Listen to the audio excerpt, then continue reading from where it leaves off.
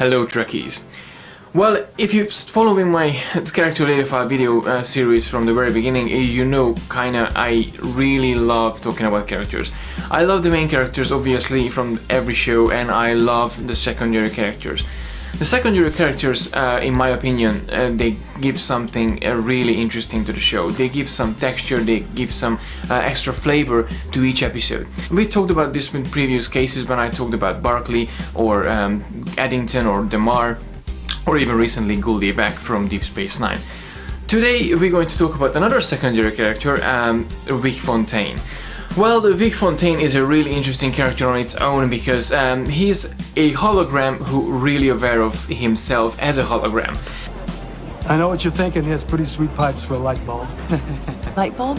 That's what I am, right? Collection of photons or force fields. You know, your basic, heuristic, fully interactive hologram. I really loved his appearance in Deep Space Nine. He appeared in Season 6 in 2374 in terms of timeline. And I think he was a really good addition to the series itself. Dr. Bashir ordered this program from his friend Felix, who we never got to see by the way, but he required the program to be aware of himself. So it's not just a holo character that acts and reacts on what's happening around him. He's totally aware of what he is and who he is as a hologram, not just a singer. He's a hologram and he's there for entertaining purposes, and he can actually switch on and off himself. So it's a brilliant thing that a hologram didn't really get before. I mean, in Voyager the Doctor kinda got the feature, but it took a long time for him, to be honest. Generally speaking, Vic Fontaine was a warm-hearted, welcoming, down-to-earth character who became really popular in Deep Space Nine. A lot of people went up to his program and they spent hours and hours just listening to him singing and just, you know, hanging out in the bar and just experiencing all these features that 1960s Las Vegas style lounge with a singer could offer. Vic Fontaine had quite a good interaction with the crew, and he actually had quite a few impact on some of these crew members. The very first one he had with Odo, who was going to the holodeck just to ask advice what's love about. It was a really interesting episode when Odo actually starts developing feelings toward Kira Nerys, but he wasn't able to express himself in a way how he wanted to. So he went to the holodeck and asked Vic for help. The fact that Vic Fontaine wasn't just an ordinary hologram, it's reflected on really well in this case of with Odo and Kira Nerys, because Vic started acting as a psychologist rather than a bar singer. So he helped Odo gaining some confidence, interacting with ladies, basically. Although it was holographic ladies at the beginning, but you know, everyone has to start somewhere. So it was really interesting to see actually Vic Fontaine coming to this point when he was able to help Odo, and then in the end he meshed Kira and Odo together. So it was really a cool episode and a cool aspect of this character that I really loved. He recognized the strongest point in everyone, and basically he tried to guide them as well in a way. The next person who he had a really big effect in his life was Nog. Just after the battle of AR-558, Nog lost his leg and he got a prosthetics, and he actually went back to Deep Space Nine as a war hero, but he wasn't really happy with his life. He was seeking guidance and he didn't really want to listen to his friends, to his parents. So we got to the point with him when he ended up hiding himself in the holodeck in the Vic Fontaine program. You want to choose a holosuite program for your rehab? Why not? Okay, kid. That's the way you want it? From now on, you're staying with me. Vic initially took care of Nog, and that led to the fact that the program was running and running and running all the time, and Vic really liked this aspect of his program, that he was alive. He was able to go and read magazines, he was able to catch up with news, he was able to play with his folks, he was able to actually check the bills and pay some bills and just, you know, have a life. And that was a really interesting aspect from hearing it from a hologram, to have a life. Since you've been here, I've slept in the bed every night, gone to work every day, had time to read the paper, play cards with the boys. I've had a life. And I have to tell you, it's a precious thing. His interaction with Nog led to the fact that Nog asked Quark to actually leave the program open for everyone and run the program constantly. So the Vic Fontaine program became a 24/7 entertainment service on Quark's bar, and that was a really life changer for Vic Fontaine itself. 26 hours. The next time when we catch up with Vic Fontaine, it was the episode Bada Bing Bada Bang.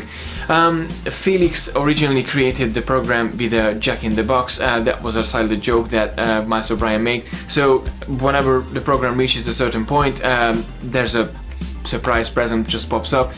In this case, the surprise present was a mob who took over Vic's place. The crew of Deep Space Nine, they actually joined together and they willingly were able to help and to get his program back and get his life back how it was before, and they actually got to the point when they sang a duet together. The last time when we seen Vic Fontaine, it was in the last episode in Deep Space Nine. Basically he gave a toast and he sang to the crew of Deep Space Nine just way after the war, and then we never really heard anything about him after that.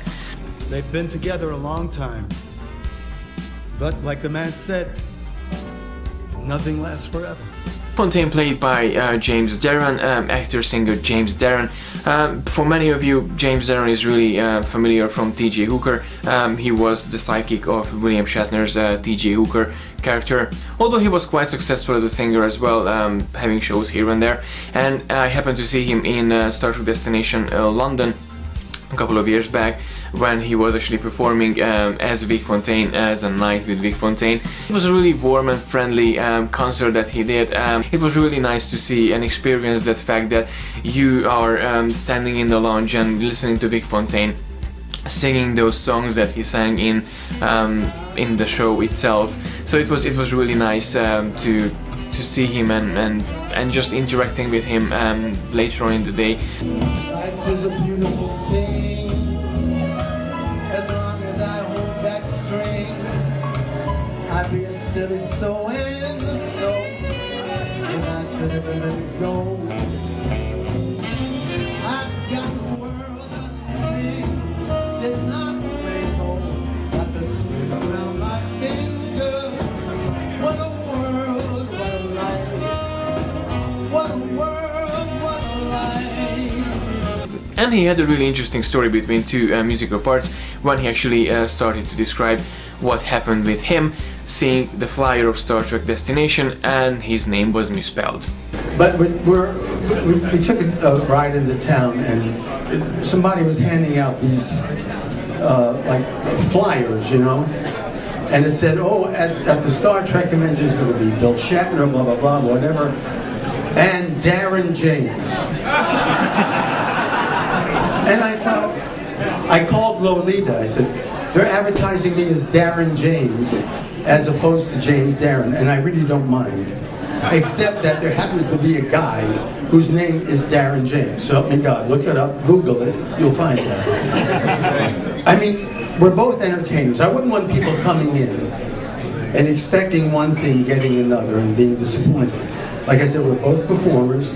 We're quite different. First of all, Darren James is black, and I'm not. Secondly, Darren James is a porn star, and I'm not. So if any of you came in here tonight expecting to see Darren James, porn star, and you got me, what can I tell you? Come back about 11:30, we'll see what we can do. So Vic Fontaine for me represents this classic music style that I always loved, and I was so delighted actually to see it in a Star Trek franchise. So overall I really loved the character of Vic Fontaine.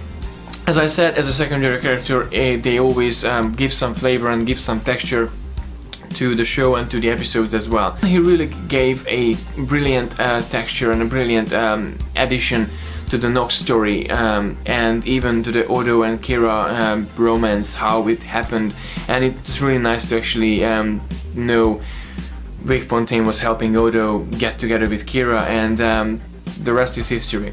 So that was my little character data file about Vic Fontaine. Please let me know in the comment section below what was your favorite or least favorite moment with this character, and what do you think about the character overall in Deep Space Nine.